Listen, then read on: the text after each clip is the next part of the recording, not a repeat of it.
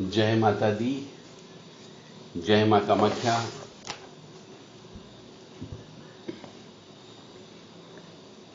कामाख्ये वरदे देवी नीलपर्तवासिनी त्वं देवी जगत माता योनि मुद्रे नमस्तुते। ये महामंत्र है। रोजाना इस मंत्र को बोल करके अपने हाथों से योनि मुद्रा बना करके मां को प्रणाम करना चाहिए। मां भगवती जगत जननी तक आपकी प्रार्थना अवश्य पहुंचती है। सिर्फ एक मंत्र बोलना है और अपने हाथों की उंगलियों से दोनों हथेलियों को मिलाते हुए योनि मुद्रा बनाना चाहिए। यह मुद्रा विज्ञान कहलाता है। मां भगवती केवल वो मुद्रा बनाने भर से प्रत्यक्ष आपके सामने उपस्थित होती है।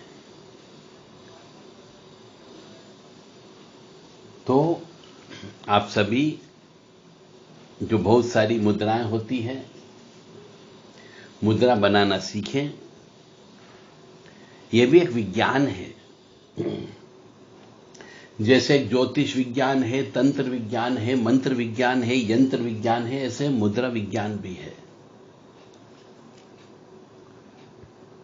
कामाख्ये वरदे देवी नीलपर्तवासिनी तम देवी जगत माता योनि मुद्रे नमस्तुते। कामाख्ये काम संपन्ने कामेश्वरी हर प्रिय कामनाम देहि मैं नित्यम कामेश्वरी नमस्तुते। कामदे काम रूपस्ते सुभगे सुर सेविते करोमि दर्शन देव्यम सर कामार सिद्धयेत। ओम महेशानी महामाये चामुंडे मुंडमालिनी आयु आरोग्य ऐश्वर्य देहि मैं देवी परमेश्वरी। ओम जयंती मंगला काली भद्रकाली कपालिनी दुर्गा क्षमा शिवा धात्री स्वाहा सदा नमस्तुते। ओम सर्वमंगल मांगल्ये शिवे सर्वा साधिके शरण्ये त्र्यंबके गौरी नारायणी नमस्तुते। नीरहार हार धन सार सुधाकरम भा कल्याणम दाकनक चंपक दाम्भूषाम पुतुंग बिन जुगम्ब मनोहरांगी वाणी नमामि मनसा वस्सा विभूतिये। ओम ऐं सरस्वत्यै नमः। ओम ह्रीं दुर्गाय नमः। या ज्वल जल प्रज्वल अग्नि रूपाय ओम हौम ह्रीं श्रीं ज्वाला देवी नमो नमः। देवी प्रपन्नताति हरे प्रसीद प्रसीद मातर्ग जोखिलस्य प्रसीद विश्वेश्वरी पाहि विश्वन्तमीश्वरी देवी चराचरस्य। शुभम करोति कल्याणम आरोग्यम धन संपदा शत्रु बुद्धि विनाशाय दीप ज्योति नमस्तुते। ओम त्र्यंबकम यजामहे सुगंधिम पुष्टिवर्धनम उर्वारुक्मी वंदनान मृत्योर्मुक्षीमामृतात्। ओम भूर्भुवः स्वः तत्सवितुर्वरेण्यं भर्गो देवस्य धीमहि धियो यो नः प्रचोदयात्। ओम ब्रह्मा मुरारी त्रिपुरांतकारी भानु शशि भूमि सुतो बुधस्य गुरुश्च शुक्र शनि राहु केतवे सर्वे ग्रहा शांतिकरा भवन्तु। ओम अनंतं वासुकिं शेषं पद्मनाभं च कम्बलं शंखपालाय च कर्कोटकं तक्षकं च कालियम्। गुरुर्ब्रह्मा गुरुर्विष्णु गुरुदेवो महेश्वरा गुरु साक्षात् परम ब्रह्म तस्मै श्री गुरुवे नमः। ओम परम तत्वाय नारायणाय गुरुभ्यो नमः। तो देव राधा ट्रस्ट सत्यवाणी चैनल गुरु दीक्षा हर मनुष्य अलग अलग प्रकार से गुरु दीक्षा देता है। बहुत से मनुष्य पर्दा करके गुरु शिष्य एक ही पर्दे के अंदर रह करके कान के अंदर बिल्कुल मध्यम आवाज में गुरु मंत्र देता है। तो गुरु मंत्र देने के कई तरीके। कुछ गुरु लोग गुरु शिष्य परंपरा के अनुसार जो गुरु मंत्र देते हैं, हजारों व्यक्ति बैठे हुए हैं, सब उनको माइक पर बोल दिया, सबका आज का गुरु मंत्र ये हो गया। जो भी उनके मुख से उस समय निकल जाए, जो भी सोच के रखा हो कि ओम नमो भगवते वासुदेवाय या ओम नमो नारायणाय या ओम नमो नारायणाय, ओम क्लीं कृष्णाय नमः, ओम नमः शिवाय ओम, जो भी मन से निकल गया बोल देते हैं। तो सब गुरु दीक्षा देने का तरीका अलग अलग होता है। जबकि नियम क्या बोलता है, शास्त्र क्या बोलता है, उसके हिसाब से गुरु दीक्षा देना चाहिए। फिर भी गुरु दीक्षा जो है मेरे हिसाब से जीवन की आधारशिला है। गुरु की पूजा यानी कि व्यास जी की पूजा।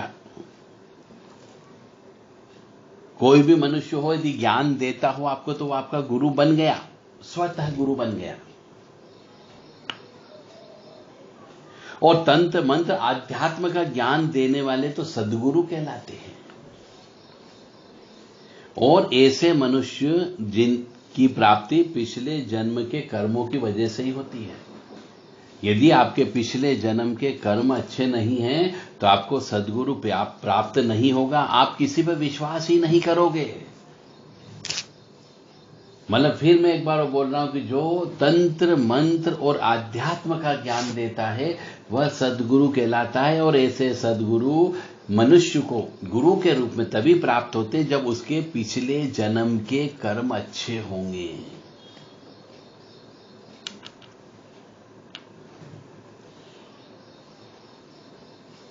गुरु दीक्षा प्राप्त करके मनुष्य दिव्यता की ओर अग्रसर करता है, चैतन्यता की ओर प्राप्त होता है और सर्वोच्च शिखर पर भी पहुंच सकता है। गुरु दीक्षा एक प्रकार से आपको स्वयं में आत्म संस्कार देती है।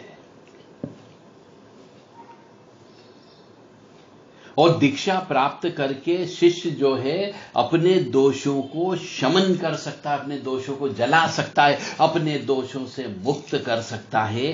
इसीलिए गुरु दीक्षा होना अत्यंत आवश्यक है।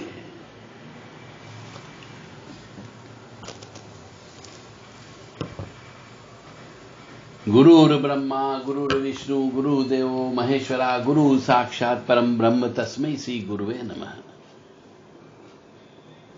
तो ये गुरु का महत्व है। और कई कई जगह तो ऐसा भी लिखा हुआ है कि शीश कटाए गुरु मिले फिर भी सस्ता जान।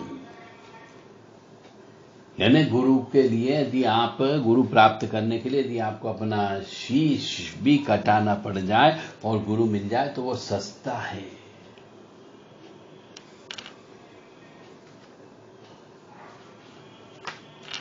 तो दीक्षा जो है 8 प्रकार से दी जाती है। यह आपको ज्ञान होना चाहिए। समय दीक्षा, ज्ञान दीक्षा, मार्ग दीक्षा, शांभवी दीक्षा, चक्र जागरण की दीक्षा, विद्या दीक्षा, शिष्याभिषेक दीक्षा और पूर्णाभिषेक दीक्षा। इस प्रकार से 8 प्रकार से दीक्षा दी जाती है।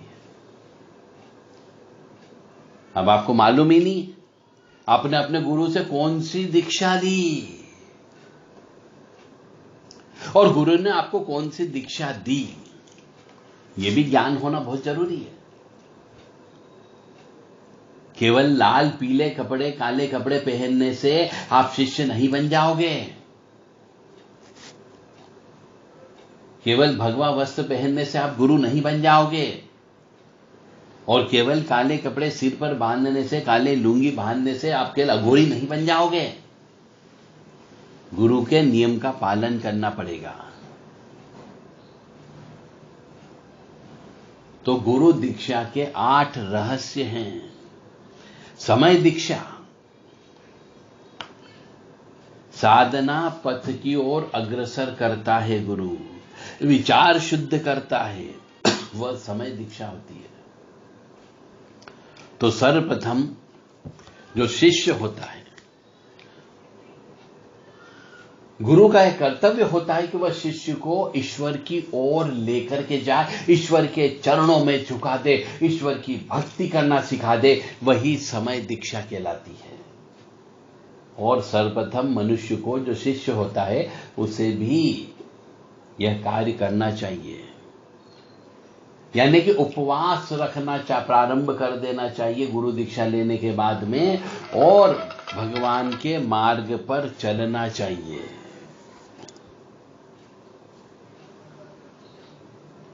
और अपने विचारों को भी शुद्ध कर लेना चाहिए, क्योंकि विचार शुद्ध होंगे तभी आप साधना के मार्ग पर चल पाओगे। और यदि आपके विचार शुद्ध नहीं है तो साधना मार्ग पर कैसे अग्रसर हो जाओगे?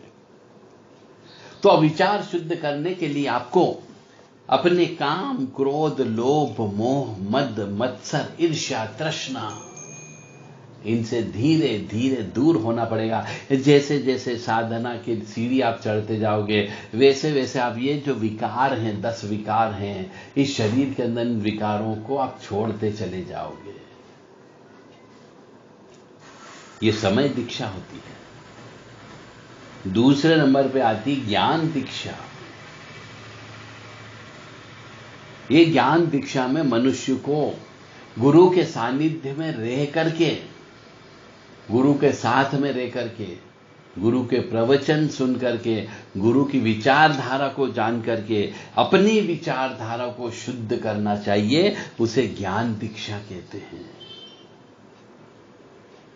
यानी मनुष्य अपने आप को यदि बदलना ही नहीं चाहता हो तो गुरु दीक्षा से कोई फायदा नहीं होगा। गुरु के घर में जाकर के रहना चाहिए। गुरु का घर जो होता है मंदिर होता है, वहां की सेवा करना चाहिए। मंदिरों में झाड़ू लगाना चाहिए, मंदिरों में बर्तन साफ करना चाहिए, अपने अहम को जलाना चाहिए। तब जाकर के आपके विचारों में शुद्धता आएगी। और तीसरी दीक्षा होती मार्ग की दीक्षा। मार्ग दीक्षा ने आपको जीवन का एक रास्ता बताया जाता है।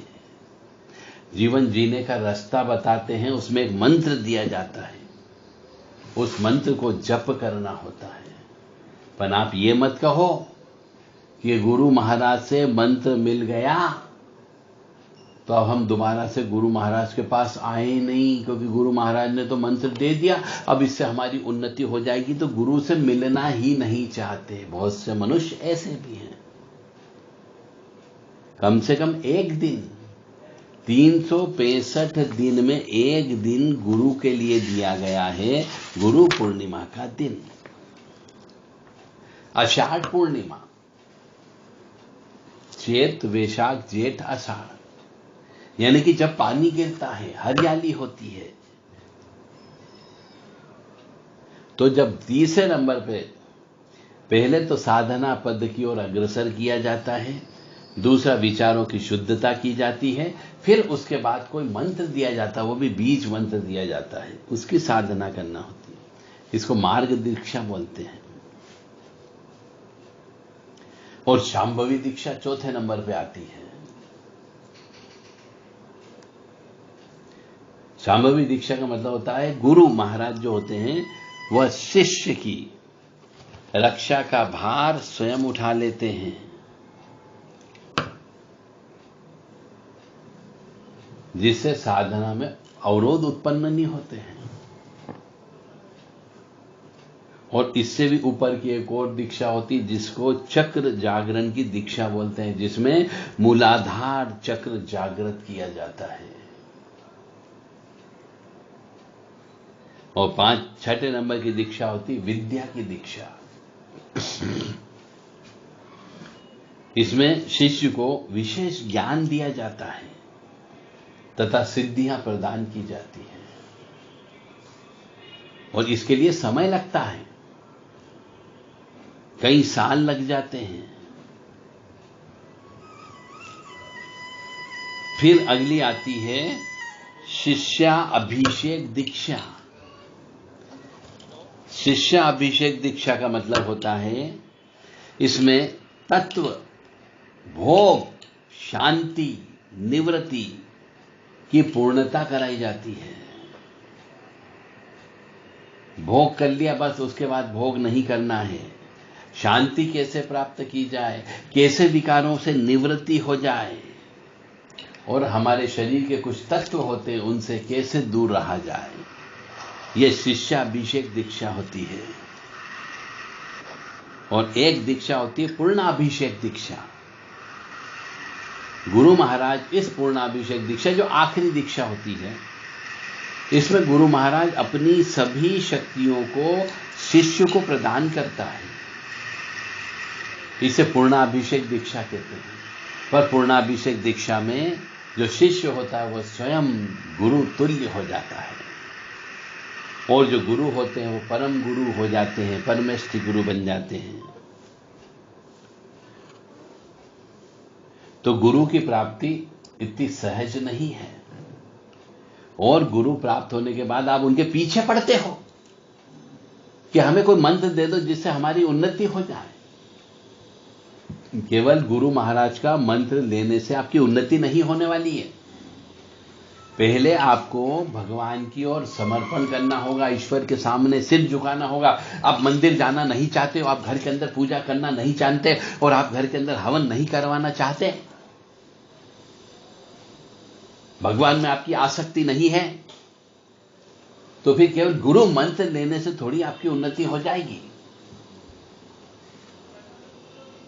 तो आपको सबसे पहले तो ईश्वर की साधना करना होगी, ईश्वर में विश्वास करना होगा, ईश्वर के अंदर श्रद्धा रखना होगी कि हां ईश्वर भी है और हमें ईश्वर से डरना है। इसमें हो सकता है आपको 6 महीने लग जाए, 1 साल लग जाए, 2 साल लग जाए, क्योंकि आप यदि ईश्वर में विश्वास ही नहीं करते हो, आप कर्मकांडी हो गए हो, आप कर्म में विश्वास करने लगे हो कि हम अच्छा कर्म करेंगे तो भगवान हमें अच्छा फल देगा, परंतु पिछले जन्म के पाप कर्मों को कौन भोगेगा?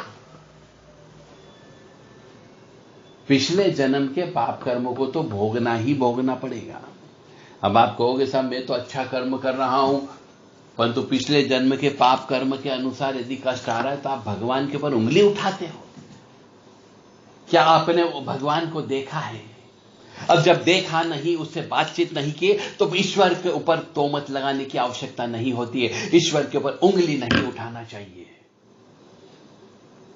आप जो भी भोगते हो अच्छा बुरा, वो सब जैसा खेत बो करके आए हो वैसे ही आपको फल की प्राप्ति होती है।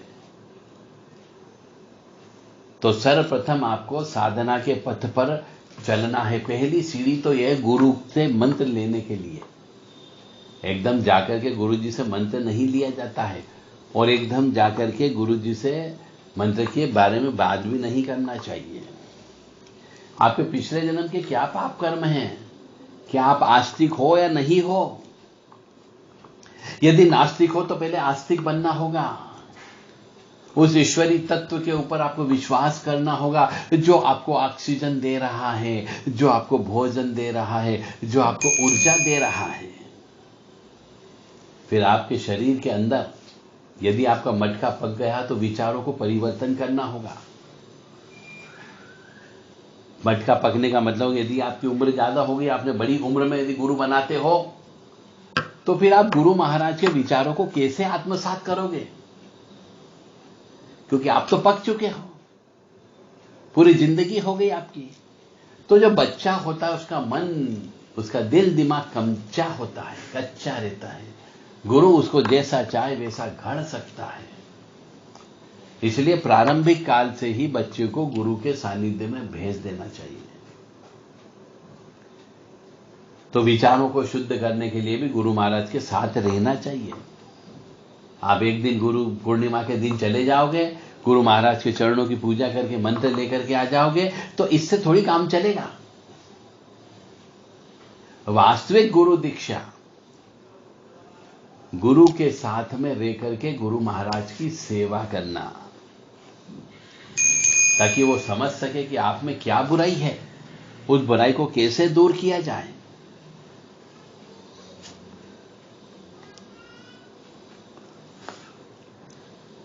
ओम गुरुभ्यो नमः।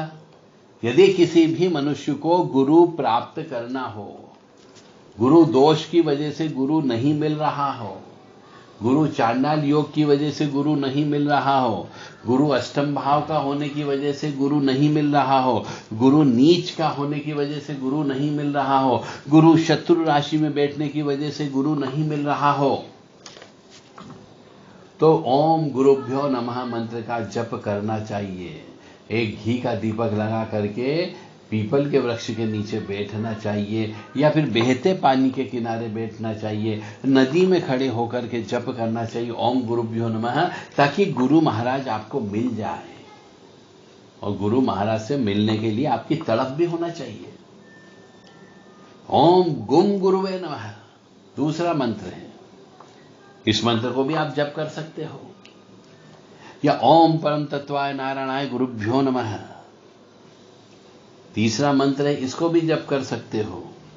और चौथा मंत्र है ओम वेदेहि गुरुदेवाय विद्महे परम गुरुवे धीमहि तन्नो गुरु प्रचोदयात्। ये गुरु गायत्री मंत्र है। इस प्रकार से ओम ब्रह्म बृहस्पते नमः, ओम ग्राम ग्रीम ग्रौम से गुरुवे नमः।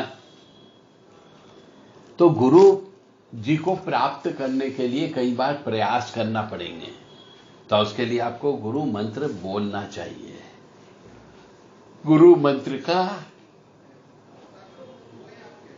जप करना चाहिए। और यदि गुरु प्राप्त हो जाए तो उनसे मंत्र लेने की कोशिश करना चाहिए, और वही मंत्र आपको पूर्णता में दिलवाएगा। आपके इष्ट देवता का मंत्र हो सकता है, गुरु मंत्र हो सकता है, कुल देवी देवता का मंत्र हो सकता है, या आपके लग्न के अनुसार मंत्र हो सकता है।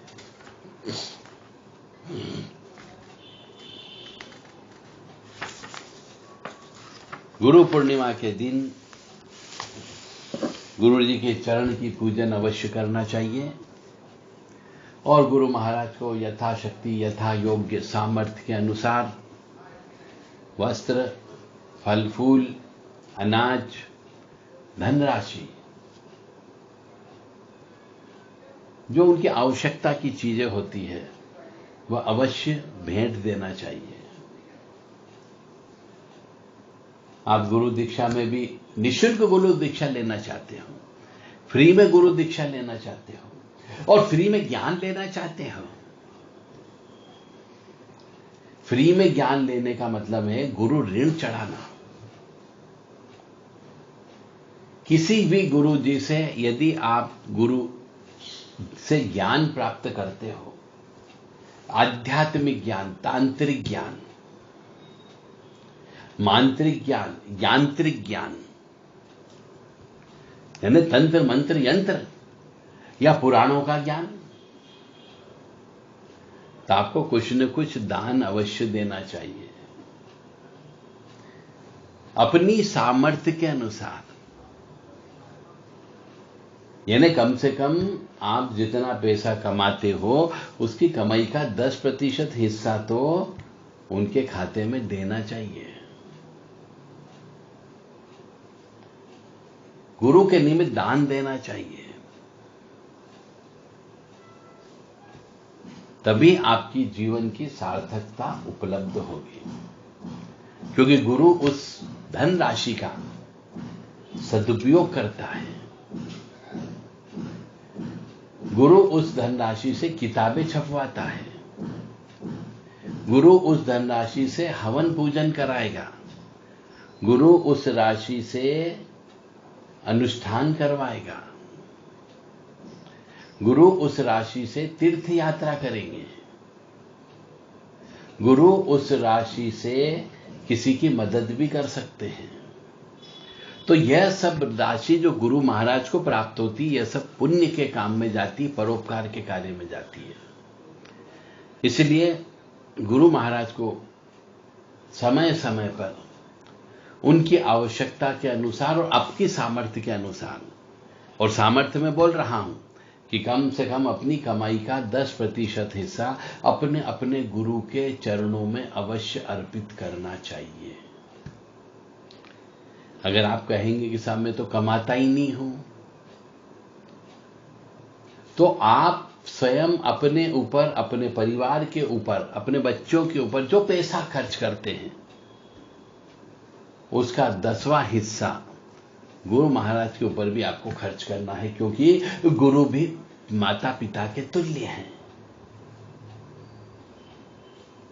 जितना पैसा आप अपनी पत्नी पे खर्च करते हो, या एक पत्नी अब जितना पैसा अपने पति पे खर्च करती है, और अपने परिवार में बच्चे हो तो उन बच्चों पे खर्च करते हैं, किराए के रूप में किराया देते हैं, बिजली का बिल भरते हैं, मोबाइल का बिल भरते हैं, खाते पीते हैं, तो कुछ तो पैसा खर्च होता है।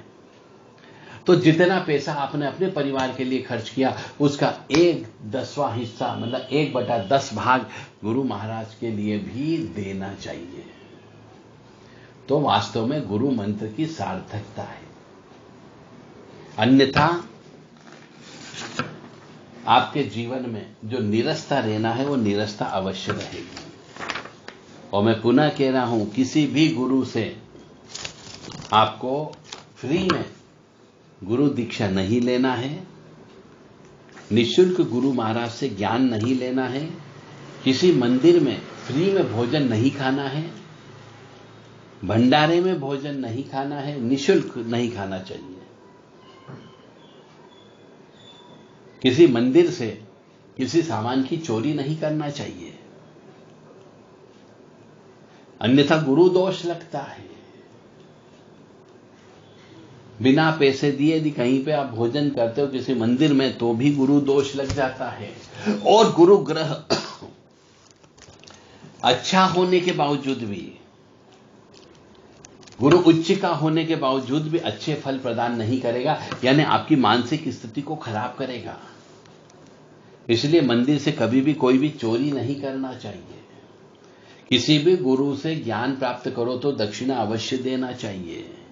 और अपने माता पिता या माता पिता के तुल्य जो भी मनुष्य हो उनका मान सम्मान करना चाहिए। साधु संतों को कभी गाली नहीं देना चाहिए,